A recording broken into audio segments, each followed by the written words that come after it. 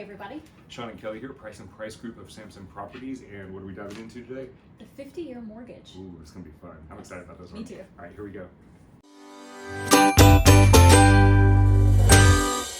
First, let's start off by answering last week's pop quiz. Yes. The question was, in the Northern Virginia area, home prices, the median home prices in 2019 were roughly how many times more than the median income? Yes. Right? Yep. And the answers were A, 2.5%, Nope, B, not 2.5 times. 2.5 times, thank you, Yep. B, 3.5 times, or C, 4.5 times. Yep. And we discovered that the answer was C, 4.5 times. Yes. 2023 or 24, I can't remember what year we had. 24, I think. That ratio actually went down, but Because- affordability did not. Yes. Yes. So that Affordability was worse because of interest rates Yep. and everything else. Go back and watch that last week where we totally explained dive. that. Yeah, absolutely. All right, so we're talking about the 50-year mortgage. What is it? I will put on my lender hat Yes. and say, first of all, this is just proposed. It's not actually here yet. Okay. But a 50-year mortgage is just where they're spreading the loan term out over 6 months or 600 months or 50 years instead of the typical 30-year fixed, and they're a 15-year fixed. Yep. So that's what it is. Yep. Okay. And it's just concept now. They're Yes, proposing they'd have to change a whole lot of things because this does not follow the ATR QM. The ability to repay is a rule, a guideline that's put in place for qualified mortgages. Right now, this would break that rule. So, and we're going to go into some reasons why. Okay. So a lot would have to happen to make this a thing. Okay. Well, I have a question for you. Yeah. Next, we want to go into why they're doing it. But Yeah. do you think that the timing of this has to do with the recent elections and the affordability issue being brought up in all those elections and realizing that that's really important to Americans? Yes, but I do think it's as a talking point. I don't think that anyone with an actual ability to, or incentive, interest in thinking through the process would see this as more than a Band-Aid. Okay, so I was looking at her like this because we actually did our own research. We have not talked about this, and I thought she was going to say something that I was going to totally agree with, and we were going to go into battle. But okay. So you ready. I'm with you on that. I'm with you on that. Okay. So you think that the reason for this is to address the affordability issue, but if you think Yes. through, if you actually look at the long term, is it going to address it, or is it more of, like you said, a Band-Aid? Yeah, and I found a lot of economists, they completely disagreed with this being a good idea, which I was like, oh, thank you. And I want to talk about Japan later. Okay. Do you know why? No, I'm excited to hear about it. But So it didn't I cross have your points. research I path. have points that could be that it could be a good thing for certain situations. So we'll have to dive For into certain people. it. And situations. We'll dive into it. This would be fun. Oh, it's gonna be so much fun. Okay. So I want to give an example Yes. of what this looks like. So I ran some numbers on a $730 home. Oh, good. I did mine on 400. Okay. But you get the math. All right, I'm so sure that so got- 700 because we're in Northern Virginia, so that's a little bit closer, right? You're right. So $730,000. Each loan had 20% down. Each loan had a $584,000 mortgage. Yep. And each loan was at 6.3%, which is around where we are right now. Okay. Now, keep in mind that a 50-year mortgage is probably going to have a higher interest rate, just like a 30-year has a higher interest rate than a 15. This but is true. We're just going to look at it even across the board. So So you did keep the interest I rates kept the same. interest rates the same, yeah. So I wouldn't have done that. we want to compare apples to apples, so. But it's not an apple. Okay. 15 year is not an apple. If a 30 year is an apple, 15 years a banana. I was gonna go down fruit. Anyway, so let me give you what I got. And if you got And something then I'll different, give you can mine throw yours. because Yeah. it's 7%. So if you Because look it at, wouldn't be the same interest. because you're going to guess at the interest rate. So Okay, do the it. difference would be a 30-year mortgage. The payment would be $3,614.80 a month. Now that's principal and interest only. So 3,600. $3,600. Okay. The 50-year would be $3,204. Okay, so it's a Okay. difference of $410 a month. Okay, which is a significant chunk. significant. Yeah, it's a 12.8% reduction in payment. Okay, Okay. so that's the payment. The total payout for 30 years, 1.3 million and some change. For 50 years, 1.9 million and some change. So it's a difference of 600,000, or an increase in 47.8% in the total payout. So you're getting a 12% monthly reduction, but if you keep the mortgage the whole time, you're increasing your But total who payments. keeps their mortgage that long? That's where the I'm going conversation. to tell you who later, but it just doesn't really happen like that. So that's an example of what this looks like in my estimation. So tell me about yours with the interest rate difference. Okay, well, mine was a 400, Okay. right? Down payment, I did 10% because Okay. I was thinking if we're talking affordability, we're talking about first-time home buyers. Sure. So I appreciate that Sure. the pricing that you did, but those are people who probably have bought at least once, right? So for starter home, $400,000, 10% down, so the loan's $360,000. Yeah.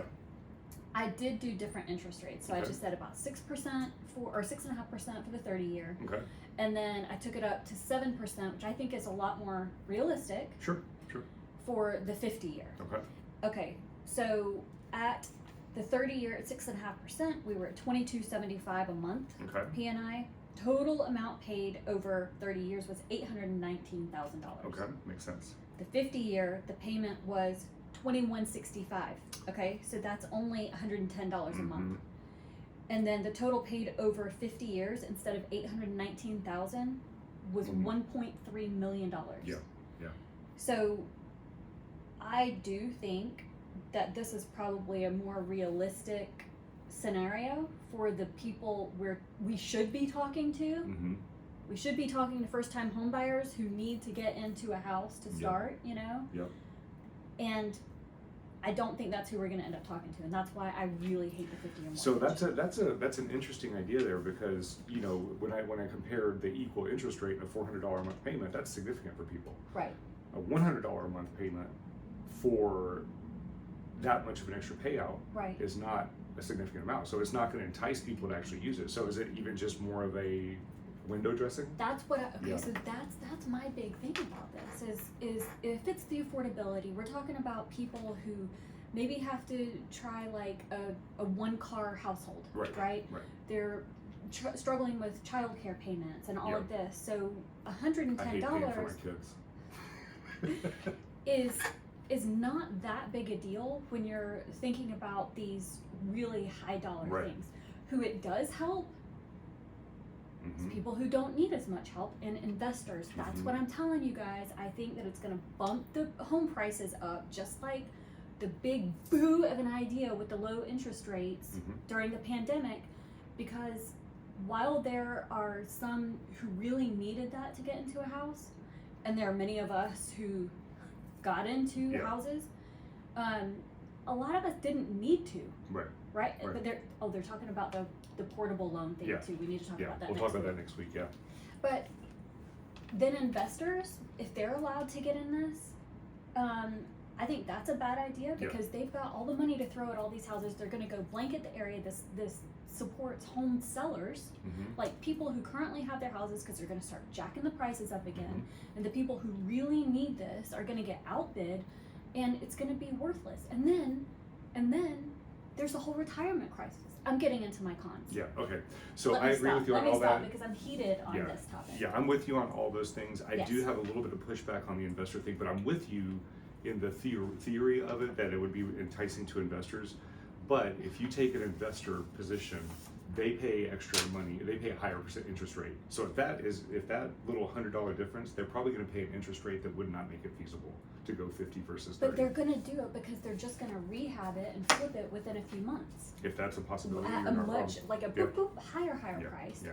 So if there are overlays that say this is only for first-time home buyers, Mhm. it's only in maybe certain areas or certain Non-investor loans. like or there are something. ways to Yeah. make it work, but I don't think we're far enough along for them to be thinking about Yeah. it right now. Okay, so let's talk about, let's dive into a couple pros. I think we both have the same position on this, but let's dive into a couple pros to start. I what have one. You have one? I got 5, because that's, I am Mr. apples to Optimistic. apples. Okay, all right, go. What's Okay. yours? Slightly lower monthly payments. Ding ding, got the same one. Okay. Number 2. Oh wait, I do have two. Go, Okay. you go too. Okay, my first number 2 was improved cash flow flexibility, potentially, but it's like For whom? well, the lower payment does improve cash flow even for a first-time home buyer, but that's also for investors. So that's That's the negative, but I agree. I That's know one of that's the pros. where your mind is. Yeah. And, Okay. and trust me, if they made these and let investors do it, we would be all Right. day, right? Right. Okay, earlier access to home, where then you could refinance. Yes. Because as long as you refinance for better terms, like better as far as ability to repay, if it's a benefit to the home buyer, then you can refinance as early as 6 months after. Yep. So if you just kind of need a bridge to get in for a little bit, then I think it can be a good thing. And I had better access to home ownership as well, and I'm with you on that because it allows someone who couldn't otherwise afford to get into home ownership to come in and to be able to take advantage of potential appreciation. Yes. And that appreciation could put them into the position of being able to refinance with that lower rate True. and into a better, but it depends on how it all plays out. This is too. true. Yeah. Yes. Okay. Number 4, strategic for investors. We both agree on that feeling. But yes. Okay. And then But when we go to the why, it doesn't solve the why. Right. It's they're snowing people on. We want to really help Miss First Time Home Buyer, Mr. Yeah. First Time Home Buyer, and it's like, hey, investors, we got you. That's you know? that's a huge. So we get to the cons. That's a huge thing because this is not going to what you said about it being a Band-Aid. This will not fix the affordability crisis at all. It'll be a short-term. Neither Band-Aid. is the fucking $25 an hour minimum wage proposed in Maryland. Okay. I know. Risky alternatives, that's the other benefit. And I do agree with this one. It keeps people from using potentially like 2-year ARMs or things like that to get into something that they may not be able to afford if the rates go up on that. So it gives them a lock in at a certain rate. I cannot argue with you on that. Yeah, so that's that. Okay, so cons. This could be a long one. Okay. Go for your first one. Huge increase in total interest paid. Huge. That's and interest huge. rate. But who is going to? I'm going to get on a super tirade about one of my cons. But who's really going to keep it? So this is a con where I'm like, yeah, if you're going to be in your house forever, then it's a really bad idea. But I'm like, but who's going to do it? So for me, this was kind of a minimal, minuscule con. I'm getting this mortgage at 70. That's what I'm getting this mortgage. Okay. Yeah, but that's smart. Yeah. So total interest And cost. do the one where it's like if you die, it's automatically paid off. Yeah, that one. Yeah, I'm That's a in. good one. 85. Now I changed my mind. Buy several houses. Yeah, I'm younger than you. Yeah. So the next one, my next con is a slower equity buildup because, as you know, in the beginning, when you're making your monthly payment, I'm talking to you, and you don't know this. No, I do know I know this. you do, like 100%. Your beginning of your mortgage, you're paying like 90% of the payment goes to interest, and that's going to go for a longer time because now you got a 50-year mortgage. So it's going to take a long time to build up equity, and that's a negative for investors that hopefully will keep them out of the game because they're not going to have that debt pay down so quickly. But they're just going to resell. It's not good for a buy and hold, but it's going to be good for a flip. If they can use it for a flip, yeah, that's true. It's almost like the amount of equity that you're paying, because like you said, it's at the beginning. It's almost like you're renting your house anyway. You know, one of the big things to home ownership is that equity build. I always say, you treat your house like a savings account. Yes. Right? And with this kind of situation, your house will not be a savings account. That's right. Okay. You go to the next one? I said, again, it pushes home pricers up. I said investors who it doesn't need to help. Right. We don't need to help investors. Yeah. I don't think that flippers will necessarily use this unless they're the type of flipper, because if you have a minimum of 6 months to be able to pay it off, all right, a minimum, that's too much holding cost for a flip investor. Unless that flip investor is somebody who wants to hold it for at least a year to reduce the capital gains. But most flip investors, they're looking to turn within 3 to 4 months. So I don't think they're the problem. I think it's going to be more so the buy and hold investors, and if the numbers make sense for them. So that could be easily gotten rid of with a higher interest rate on investment properties. Yeah, because it's almost like they're renting at home buying rates. Yeah. For a longer time, so they just have someone in place paying their rent for them. Yep. They're happy. Yeah. Okay, I see. I see. But I got one, and you probably had this as well. A lot of people, the financial dream of home ownership is, as you age, if you do pay that house off, now that's your wealth. And if you take that and now it's going to take you another 20 years to get to that point, that's the retirement plan for the majority of Americans. And I don't think that that's going to help the world at all. You hit the heart of my issue with this. You are creating a debt for life, That's right? That's right. The bank is going to own this house forever. And this took me down a whole other rabbit hole of the current retirement crisis, Yeah. you know, and I learned a lot about that too.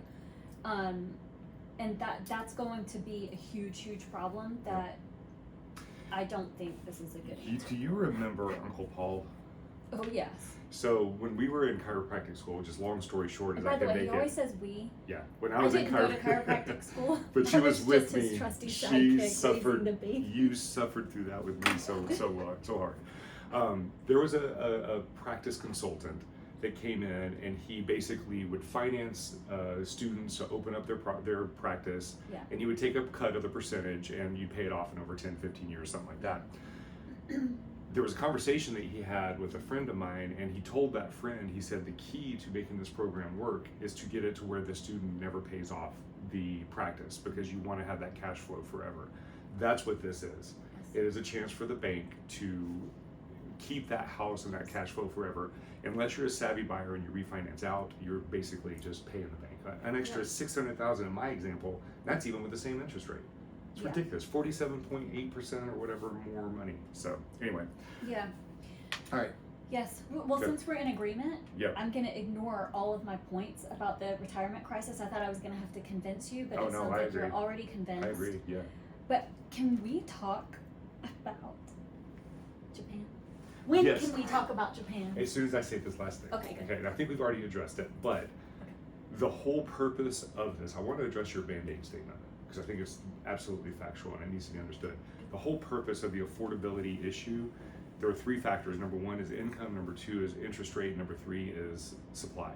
We're not addressing the supply. In fact, we're actually going to, in the short term, until everything catches back up, make the supply even more difficult to get, because the buyer demand is going to overweigh the supply. Just like in the pandemic. Just like in the pandemic. Yes. So it's not addressing the supply factor.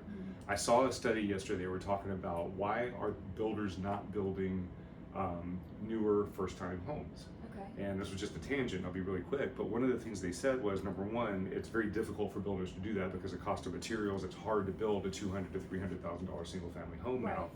But number two, the current homeowners that own $500,000, $600,000, $700,000 houses don't want a $200,000 neighborhood going in next to them, because that's going to bring their property values down. So there's actually a resistance, and they had some title for it, but there's a resistance to current homeowners to new home building, our first-time home buyer builders happening. So there's a lot of resistance against that, and this is not going to fix it. It's going to have to be more townhouses, more condensed living dwelling units, things like that. Can't we all just get along? We can, but we always want to protect that equity. So I mean, you can. yeah, I it's have a tough. whole thought about this too. You Yeah. can protect it. I mean, that's the whole reason we have different neighborhoods, right? Yep. You know, and they can all be symbiotic. Is a stupid word to use in No, this. I think it's good, cohesive. They can all symbiotic. be cohesive Yeah. and mesh well and be different. Yeah. Somebody needs to hire us to solve all this. I've got this. Okay, tell me about Japan. I am very interested Okay, in this came up nowhere for you. No. I'm saying, and I'm sure there are so many people out there. You guys are brilliant in this area, especially like way smarter than me. So please correct me. Yeah. Any corrections to anything that we say? We are not. We're not what we need to be to to talk advise about on those. any of this. So put the comments in there, and we'll pay attention. Okay, so Japan. Have you Yes. heard of the Lost Decade? I have not. I've heard of the Lost Decade in several Okay. different scenarios, but not Japan. Okay, well, while the UK is toying with the idea of a 50-year right now, and it's going to be generational, Canada and Australia, I think, have both piloted this, but Okay. Japan actually did it Okay. when they were having a bubble of the 80s or something like that. Okay. They did a whole 50-year mortgage, Okay. and their interest rate was even less than 1%. Wow. From what I found, it was less than 1%. Bad idea. And all of that contributed to the Lost Decade, which was like their big crash in With the their early economy. 90s. Yeah. Yes. Okay. Yes. Okay. So we have a case study that shows that it does not Yes. save things. So Yeah. I think it is just a way for Kicking the can down the road. and people to look like we care and we're looking for answers. Yeah. Which is great. Yeah. Everybody, I mean, I do that to the kids all the time. Yeah. Like, oh, you don't want Well, in the 30-year fish mortgage. for dinner? I'm gonna try to find you something else, and then they didn't have it at the Yeah. store. You know? And a good example of this is a 30-year mortgage. It didn't always exist. it came on as a solution. So now we're here trying to address, okay, we haven't solved the problem, so now, right? yeah. Yeah, I don't know any details of that. Like, I love do your not brain. question me. Hey, what do you mean Where by did general? you find that? Oh my God, Where'd you find that information? It's somewhere. Maybe I just made it up. But I got a question for you. Yeah. You say generational. Does that mean if they take out a 50-year mortgage, that if you pass away, it stays in the family? Like it sticks? I think there had to have been some, because that's a the word I really kept seeing bad idea. and seeing that it had to pass down. Oh my gosh, if we had to take on our parents' mortgage or something, that would be horrible. It could be, but yeah, I don't know. All right, let's have Okay. some deep thoughts for it to wrap it up. Okay, so my opinion is, if used strategically, I just think it's a bad idea. Especially if it's only $100 difference at the price point. I don't think that it's going to actually get people into homes that they couldn't get into otherwise. Yeah. And I just don't see how it works. That's my opinion. I agree with you. I think that a very few number of people would actually be well served to just get them in the door, refinance. But I just want to leave you guys with looking at what happened with car prices. You know, when they went from 60 to 72, and now I think they're floating like an 84 month loan. That's exactly and right. when they started doing that, car prices prices went up. Now I know we can say COVID and import tariffs and all this kind of stuff, but still. Yeah. But still. Yeah. I don't. It's not going to be a solution. That's almost 100% certain, and I don't think it's going to help that many people. It's a no. It's a no. Okay.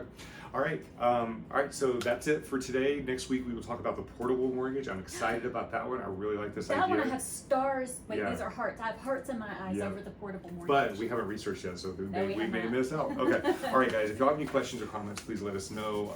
If you would like to have a we need the quiz.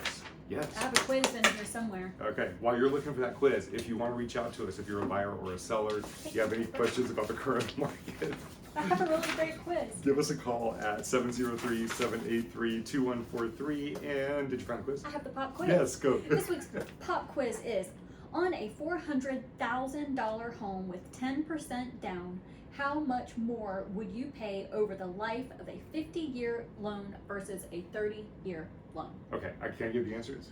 A, B, C. Yes. A, 100,000. B, 600,000. Or C, approximately 500,000. Or D, 1.3 million. Is that how much you pay over it? Yes. Okay. Yeah, Wait, there you go. Over? Yeah.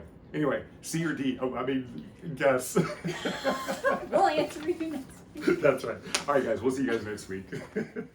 Hello, everybody. Sean and Kelly here, Price and Price Group of Samson Properties. And what are we here for? This is for this week's market snapshot. Yay! What's happened in the Northern Virginia real estate market in the last 5 days in the last 7 days in under 5 minutes, plus a little bit more for contract trends. Okay. All right, here we go.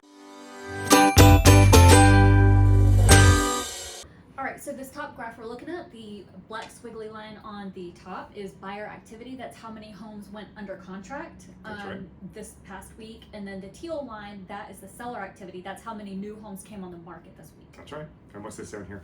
Okay, down there we have whether it's a buyer or seller's market. The midline there is an even market. It's beneficial to both. It's wonderful. Above the line is the seller's market. That's where buyers, you're dealing with more competition and maybe aren't getting as many contingencies. The higher it goes up, the worse it is for you. Conversely, the lower the buyer's market, that is where homes are sitting on the market a little bit longer. Buyers have an easy job. They can bid lower, get more contingencies. It's harder for sellers to move their homes. That's right. Where are we? It's interesting. Wow. So we are, it's in the media, you're hearing that the market, house prices are coming down and so on. They are in some areas, but in our area, it is not necessarily happening. If you look at buyer activity, you can see that it's kind of flatlined over the last few weeks, but it's important to notice that we're sitting right here today. And last year we were sitting right around the same area. So while everybody's talking about how buyer activity is slowing down, it's actually pretty much exactly where it was last year. Where we would expect it to be right here before the holidays. That's exactly right. Inventory is sitting a little bit higher than it was last year, but it's not super significant. It's maybe, these are new properties that came on the market. These aren't properties that have sat on the market, but it's only about 10% higher than it was last year. I think we're going to continue to see that dip, just like we did last year. Again, because of the I really hope the microphone didn't pick that up. Gross. You all right? I'm okay. Okay. No, Okay. cut that out. Okay.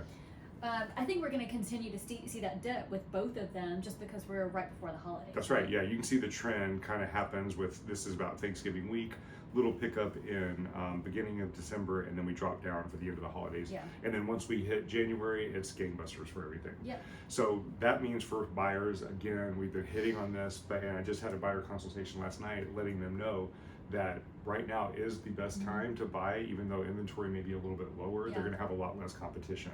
Yeah, and it's a good time to sell too for the tax benefits, right? If you can still close before the end of the year. Yeah, absolutely. Okay, so and for sellers, even though the buyer activity is a little bit lower than it is throughout the rest of the year, those buyers are very serious. So it still is a good time to be on the market. So if you compare the gap here, the supply versus demand gap, that puts us into this seller's market versus buyer's market. And you can see that we've been slowly increasing the last 2 weeks. I think that has to do with the interest rates. I think that has to do with the government shutdown ending. So we're starting to see that buyer activity pick back up. And this could continue. My mouse here. Yeah, I was looking at it. If it does what it did last year, Yep, it'll spike up it's again. gonna spike up. But is that March or is that still? No, this is this day last year. Okay. So same time frame. Yeah. So we actually increased the week before Thanksgiving, which is where we are, Yeah. and then Thanksgiving goes down. Week after Thanksgiving, then we go up. Yeah, there's usually a bump of buyers where they suddenly get this major urge to be in the house before Christmas and before the new year. They want to start the new year off That's right. That's in the right. new place. So that I love working with them. That's right. They're so happy. So what does this mean on the contracts? So if you look at Cardinal Title, they received 169 contracts in the last week. We're going to focus on the Virginia market. So you can see that only 34% of properties went under contract for less than the asking price in the last 7 days, which is down significantly. The week before, it was at 53%. Yeah, it was roughly half of them. That's that click up in that buyer activity. You can see days on market, about 47% of the properties are leaving the market within 22 days, 53. Yeah, they were starting to sit a little longer Yeah. still. That's staying. Yeah, what's interesting here is even the ones, the 53% that sat 22 days plus, only 34% went under asking. So Right. that means that what's that? 19% of these still went at asking or above. So that time, the time doesn't mean as frame, much it as it doesn't used to. exactly. Yeah, so what that means for buyers and sellers alike is just because you're seeing something is on the market for 14 days or 3 weeks, it doesn't mean you can go in and Start necessarily get a lowballing. deal, That's right? right. Ask your agent and say, hey, can we get a deal? Is it priced right? All the questions. It's not a definite. That's exactly right. Yep. The contingency stayed about the same, about 3/4 getting the finance and the appraisal contingency, actually a little bit higher on appraisal. Inspection contingencies dropped down just a little bit. Last week it was about 72 or 3%, I think, that got the inspection contingency. So a little bit lower, but still the majority of buyers are getting their protections.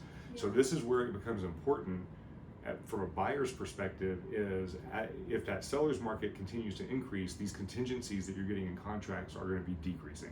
Right. We just had a buyer that put an offer in on a property. It was a very good offer. It went above asking price. It had all the contingencies in it, and they lost to the other buyer because that buyer waived some contingencies. So we may see those starting to go away again. Yes. Yeah.